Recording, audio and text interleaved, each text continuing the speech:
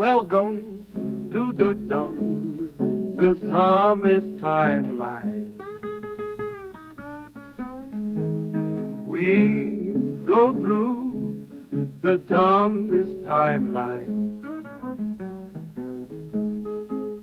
Is this truly the dumbest timeline? What's up, everyone? Welcome to another edition of The Dumbest Timeline. I'm your host, Brian Holidae, and this episode is dedicated to my family. It's dedicated to my aunt who passed away, and it's dedicated to my cousins that I got to see that I haven't seen in a long time. And don't worry, I'm fine. The pauses are me trying not to give in to that really strong emotion that comes with remembering someone you've lost, but also celebrating the relationship that got stronger. It's such an unfortunate silver lining type thing to lose a loved one and then spend time with your family that you haven't spent time with for years. I mean, there's a cousin that when he dropped me off at the airport joked, I hope it's not another 20 before we see each other. And I thought in my head at the time, I was just like, so that hasn't been 20 years. And then I thought back to the last time I saw him that I could remember seeing him. And he wasn't wrong. It was pretty much 20 years ago. And you're probably wondering, what does this have to do with AI? Well, I'll go back because this is almost a weird kismet situation. So the last episode I was going to do, I had planned to talk about how AI, specifically, I wanted to talk about AI in the medical sphere. So I was going to reach out to a doctor friend of mine, and I was doing some research on AI as it pertains to medical research and things like that. I found these articles about early detections for breast cancer and all these fantastic things that I was just like, wow, as much as AI, artificial intelligence as we're using it now, is problematic in creative spaces, it's problematic in other spaces. They're misusing it, they're abusing it, they're taking advantage of the popularity and the fame and the idea of AI and throwing that around with things that aren't even AI and claiming it to be AI and essentially misrepresenting in a way that is disrespectful, in my opinion, to the essence and the idea of what artificial intelligence was supposed to do. I think I've said it before. I think we've all seen it where people have made the joke of AI was supposed to be doing all the hard stuff so that we as a society could enjoy an easier life. And instead, AI is making art and recreating, and I say art with an asterisk. It's not making art. It is taking, it's like it is with the text. It's a word calculator, and it is taking the words and it's putting a value to the words. Because if any of you look up the videos of how words or how the large language models work, it puts a value to this. I'll say it this way. When you write text or when you put an image into an AI, it sees it as the same thing. It doesn't see the words as letters on a page, or it sees it as a block of an image, and it associates that image with what it's been trained to understand that image means. So you could write the word banana and you can show it a banana, and it might have been programmed to understand those two things almost identical. If anything, there's probably a web kind of thing where the word banana links to the image of a banana, links to the color yellow, and so on and so forth. And that's how AI is understanding things, quote unquote, understand, how it's being programmed to recognize patterns. And the reason that's important is doing that is the unfortunate way where it's just being used for those things. And then when I went to the medical research and seeing how it's being used and seeing the patterns being used and seeing that it recognizes a pattern for cancer, so it can recognize cancer earlier, or blood diseases and stuff like that. Like all these things that the pattern aspect of AI and quicker recognition of the patterns made sense. And I was just like, oh, they're using it. This is the way I was hoping it would be used. So that's what the last episode was supposed to do. And then my aunt passed away. My aunt passed away on September 4th. And all of a sudden, the only thing I could think of with AI was, and it's such an unfortunate thought that I had, but I just wanted to take every word she had ever said and train an AI. I wanted to take every word she'd ever said and train an AI to be able to recreate her voice because of how badly I wanted to be able to speak with her. That's all I could think of. It's all I could think of.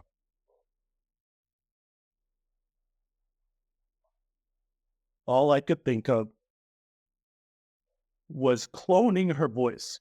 And it's sad that it's sad that that's the thought I had, but it's all I could think of because she was gone.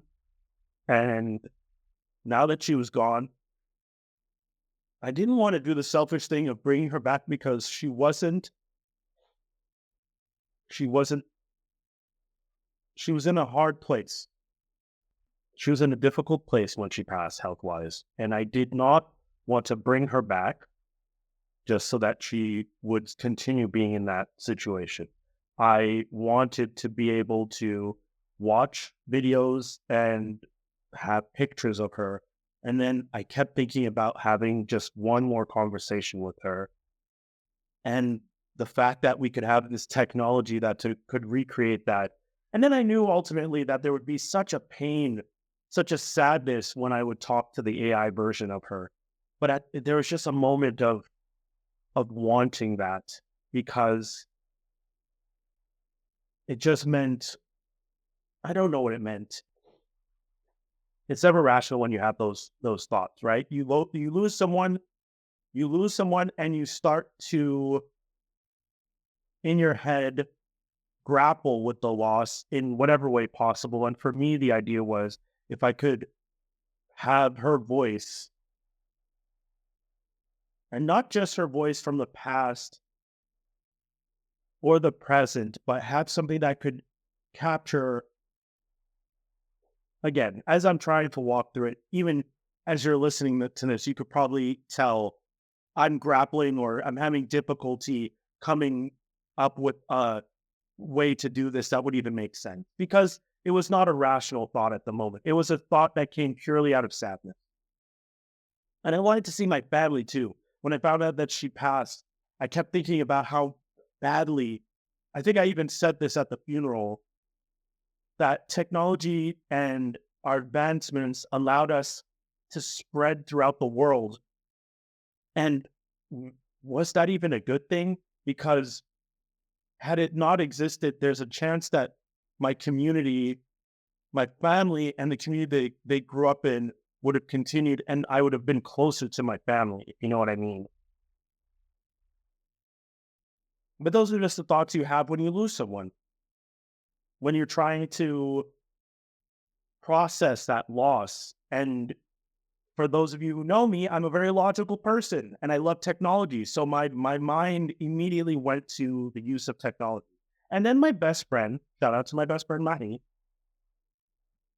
Then my best friend asked me, did you listen to the latest Conan O'Brien episode from September 5th? So on September 5th, Conan O'Brien did an episode of his podcast called, I think it's Jules is Always Right. Yeah, Jules is Always Right. And in that episode, they speak with Jules who has ALS, and his wife, Maria, talk with Conan. And Jules uses AI to have the conversation. So when he initially got his diagnosis, he started recording his voice and different intonations, different tones and stuff to create a voice clone using AI. for to give him a voice. And then and you can hear like because they play the two different versions. They play his original clone voice, which was more robotic and didn't have as much emotion. And then they play the more updated version of the AI voice. The ones that we're all hearing nowadays, 11 Labs and so on and so forth, all those different sites that are cloning voices and offering these perfectly AI created avatars with, mimic voices and whatnot. And in that episode, and which, thank you to Maddie for suggesting I listen to it, because at the time when because I, like I said, I just lost my aunt. I just found out the day before.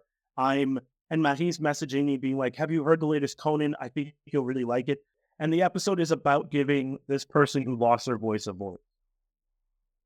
And it was a beautiful episode. And I do highly recommend you, if you have a chance, to listen to the episode, because it is interesting. And it ties into what I wanted to discuss anyways, the use of AI in medical spaces. See how I kind of brought it all back together? That was the whole point, guys. The whole point was I was going to be honest about the pain I went through, about the loss. And then also I was able to figure out a way, because if you've noticed, there haven't been episodes for a couple of weeks because I couldn't fathom doing a podcast episode after the loss right away. And I still had this image in my head of discussing the medical aspect of AI. So listening to that episode gave me, and it was perfectly timed. Sometimes the universe works in mysterious ways, but having just lost someone, having spent like 24 hours just thinking of where I could find clips of their voice, because I was obsessed with the idea of recreating her voice, because I wanted to hear it. I wanted to hear her voice, and I wanted to save her voice so that it existed forever in some way or some form. And ultimately realizing that that's not the right thing to do. But then to hear AI being used to give a voice to someone who had lost their voice, and it made me think about when my aunt's health was deteriorating, would an AI had been able to help her if she was able to communicate more? When I think about because my aunt was elderly, and when I think about some of these elderly people sitting in these rooms, I wonder about if an AI voice or an AI tool that could help them communicate, for those who can communicate, or even if it's just to take some of their writings and to turn those writings into the voices of family members so that there's that constant conversation to help their memories. I don't know. Obviously, I'm not there yet. I haven't figured it all out. But when I think of the use of AI in a medical sphere and a medical space, I like the idea that we could take voices. Like I could take my voice, my dad's voice, my aunt's other siblings, my cousins. We could all create these and have, with a family member who is who might be slipping away, or who is having problems with their memory, having us recite these stories of moments we shared with them to keep them connected and help them recognize the voices. That's the thing that I thought was beautiful as an idea of using AI. Because, I went to see another aunt of mine recently, one that's in Montreal, who similarly has a health issue and is suffering from dementia. And when I saw her, my dad said hi, and he held her hand, and he said his name. He said, "I'm here to see you." And my uncle was there. My uncle held her hand, and they both put their hands on her head. And I'm not necessarily the biggest in spirituality, but my God, you could see the energy. And they both said hi, and she didn't react. She kind of reacted, but she didn't react. And then I said, "Hi, Auntie." And she said, "Huh?" And in that moment, it felt like the three of us talking to her brought her closer. When I picture where she is in her mind, and I'm not to picture it as she's lost. A lot of times I picture it as she's in memories that make her happy. But to pull her back for a moment with our voices so that she could be present in the moment with us, just so that we could say hi to her, and to see the reaction, because she reacted, was nice. And it gave me a moment of like, okay, our voices help. And that's why the AI voice idea was an obsessive one in my mind. And it still is, as you can see. This is a couple weeks later. This episode is coming out at the end of September. I've been dealing with the loss since the beginning of the month. And it's difficult, but I'm having those thoughts about how AI is helpful, because I don't want to live in a world, or live in a mindset, I should say. I don't want to live in a mindset where AI is an evil big bad, because AI isn't an evil big bad. It's the people using AI. That's the other thing. I feel like we need to pivot the conversation a little bit, not just to say AI is evil, because AI giving a voice to Jules and allowing him to continue to speak is not evil. That's not an evil tool. And I think it's important for us to recognize the different uses and the ways it's beneficial. AI trying to recreate art just for the purposes of recreating art so that it can devalue artistic and creative spaces, evil. Pointlessly evil. There's no reason for us to create a society that demonetizes and devalues and demoralizes creatives. It doesn't even make sense. You want that in your society. Can you imagine a society where there are no creative whatsoever? What's the point?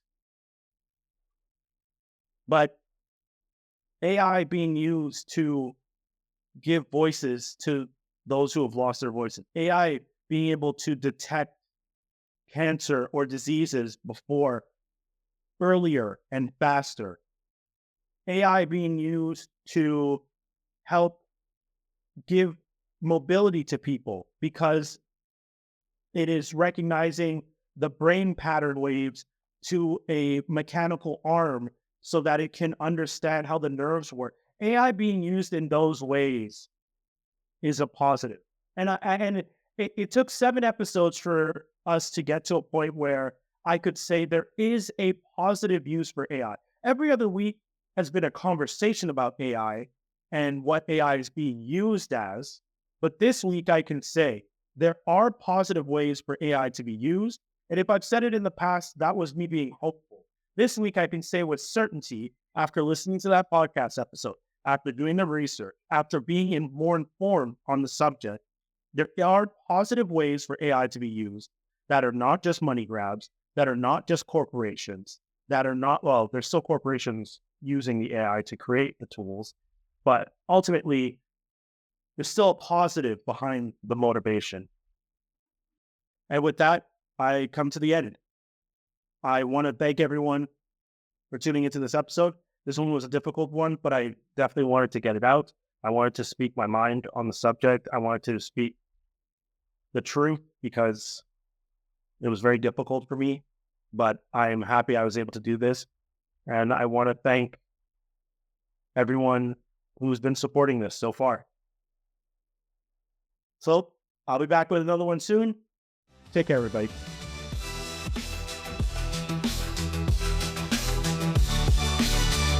The Dumbest Timeline, Series 2, AI, hosted by Brian Holidae.